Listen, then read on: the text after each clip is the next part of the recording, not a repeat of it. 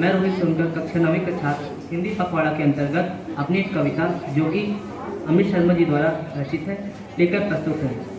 जब भगवान कृष्ण दुर्योधन के पास जाते हैं और उनसे कहते हैं दुर्योधन, 5 आधा राज्य रहे तो कम से कम 5 ग्राम ही दे दो, मैं 5 ग्राम पर पांडवों को मना लूंगा। मगर दुर्योधन उन्हें लज्जित करके भगा देते हैं और कहते हैं सुन ग्वाले, यहाँ से भाग जा और जा करके पांडवों से कह देना कि बिना युद्ध के मैं सुई की नोक बराबर जमीन देने को भी तैयार नहीं हूँ। यहीं से पंक्तियां जन्म लेती हैं कि तलवार, धनुष और पैदल सैनिक कुरुक्षेत्र में खड़े हुए। एक बिंब बनाता हूँ, चित्र बनाता हूँ कि तलवार, धनुष और पैदल सैनिक कुरुक्षेत्र में खड़े हुए, रक्त पिपासु महारथी एक दूजे सम्मुख खड़े हुए। कई लाख सेना के सम्मुख पांडव 5 बिचारे थे, एक तरफ थे योद्धा सबे तल सबे के मारे थे। महासमर की प्रतीक्षा में सारे ताक रहे थे जी, और पाठ के रथ को स्वयं केशव हाँक रहे थे जी। रणभूमि के सभी नजारे देखने में कुछ खास लगे। माधव ने अर्जुन को देखा, अर्जुन उन्हें उदास लगे। कुरुक्षेत्र का महासमर एक पल में तभी सजा डाला। 5 जन ने उठा को सबसे मुख से लगा बजा डाला। हुआ शंखनाद, जैसे ही सबका मर्दन शुरू हुआ, रक्त बिखरना हुआ शुरू और सबका गर्जन शुरू हुआ। कहा किसने उठ पाट और एक आंख को मिच जला, गांडीव पर रख बाणों को, प्रत्यंचा चाको खींच जला। और आज दिखाते रणभूमि में योद्धा की तासीर यहाँ। इस धरती पर कोई नहीं अर्जुन के जैसा वीर यहाँ, इस धरती पर कोई नहीं अर्जुन के जैसा वीर यहाँ। सुनी बात माधव की तो अर्जुन का चेहरा उतर गया। एक धनुर्धारी की विद्या मानो चूहा उतर गया। बोले पाठ सुनो का ना, जितने के सम्मुख खड़े हुए हैं, हम तो इनसे सीख कर सारे भाई बड़े हुए हैं। इधर खड़े बाबा भीष्म ने मुझको गोद खिलाया है, गुरु द्रोण ने धनुष बाण का सारा ज्ञान सिखाया है, सभी भाई पर प्यार लुटाया। कुंती माता हमारी ने कमी कोई नहीं छोड़ी थी, फिर भी माता गंधारी ने। ये जितने गुरुजन खड़े हुए हैं सभी पूजने लायक है। माना दुर्योधन हो शासक थोड़े से नालायक है। मैं अपराध क्षमा करता हूँ, बेशक हम ही छोटे हैं, ये जैसे भी है आखिर माधव सब ताऊ के बेटे हैं।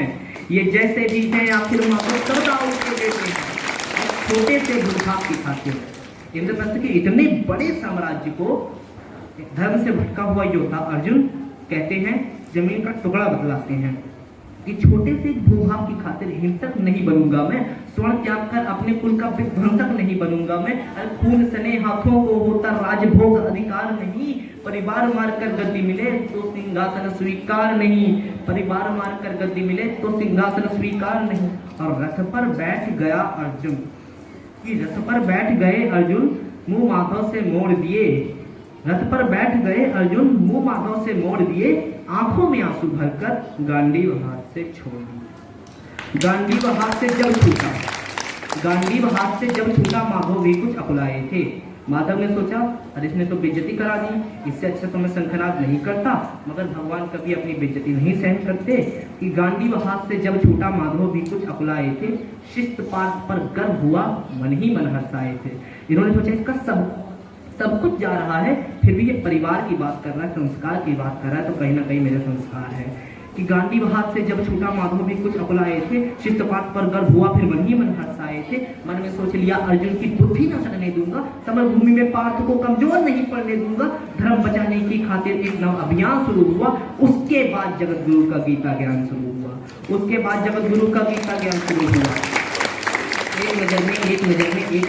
एक नजर में रणभूमि के कण डोल गए माधव। टकटकी बांध कर देखा अर्जुन, एकदम बोल गए माधव, पाठ मुझे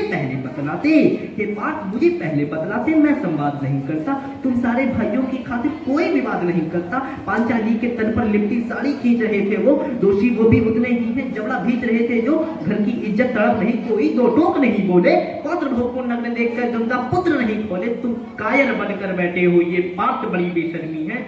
संबंध उन्हीं से निभा रहे जो लोग यहाँ अधर्मी हैं। हे पांडु के पुत्र, धर्म का कैसा कर्ज उतारा है कि शोले होने थे आंखों में पर बहती जलधारा है। और गांडीव उठाने में पार्थ जितनी भी देर यहाँ होगी, इंद्रप्रस्थ के राजभवन में उतनी अंधेर वहां होगी। इंद्रप्रस्थ के राजभवन में उतनी अंधेर वहां होगी। इंद्रप्रस्थ के राजभवन में अधर्म धर्म की गहराई में खुद को नाप रहा अर्जुन, अचूधार फिर तेज हुई और थर-थर कांप रहा अर्जुन। केशव मुझको बतलाओ, पुरनासक कैसे बन जाऊं, रथ सिंहासन लाशों पर मैं शासक कैसे बन जाऊं, कैसे उठेंगे कर उन पर जो कर पर अधर लगाते हैं। कर का मतलब होता है हाथ, अधर का मतलब होता है जो मेरे हाथों को चूमते हैं उन पर हाथ कैसे उठाऊं, कि कैसे उठेंगे कर उन पर जो कर पर अधर लगाते हैं। करने को जिनका स्वागत ये कर भी स्वयं झुक जाते हैं। इन्हीं करों ने बाल काल में सबके पैर दबाए हैं, इन्हीं करों को पकड़ करों में पिता में हम मुस्काए हैं, और अपने बालों की नोक जो इनकी ओर करूंगा मैं। केशव मुझको मृत्यु दे दो, इससे पूर्व मरूंगा मैं। केशव मुझको मृत्यु दे दो, इससे पूर्व मरूंगा मैं। बात यदि कि मुझे ना कुछ भी पास दिखाई देता है, बात यदि कि मुझे ना कुछ भी पास दिखाई देता है। माधव इस रणभूमि में बस नाच दिखाई देता है, माधव इस रणभूमि में बस नाच दिखाई देता है। बात बहुत भावुक थी, किंतु जगत गुरु मुस्काते थे और ज्ञान की गंगा चक्रधारी बरसाते थे। जन्म मरण की यहाँ योद्धा बिल्कुल चाह नहीं करते, क्या होगा अंजाम युद्ध का ये परवाह नहीं करते।